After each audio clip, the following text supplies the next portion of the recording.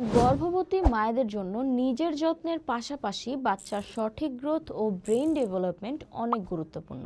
এই সময় শরীরের প্রয়োজন হয় বাড়তি পুষ্টি, আয়রন, হেলদি ফ্যাট ও বিভিন্ন ভিটামিনের। এই কারণেই আমরা তৈরি করেছি আমাদের এই মিল্কশেকটি, যেখানে রয়েছে খেজুর, আখরোট, পেস্তা বাদাম, কাঠবাদাম সহ আরও অনেক পুষ্টিকর উপাদান। খেজুর শরীরের আয়রন ও এনার্জির ঘাটতি পূরণ করে। কাঠবাদাম ও আখরোট বাচ্চার ব্রেইন ডেভেলপমেন্টে অনেক উপকারী।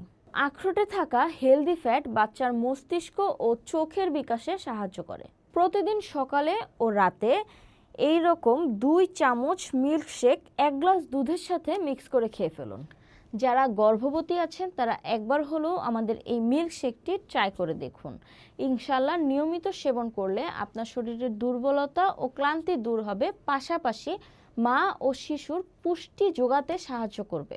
সুস্থ মা, সুস্থ বাচ্চা, এটাই হোক প্রতিটা পরিবারের চাওয়া।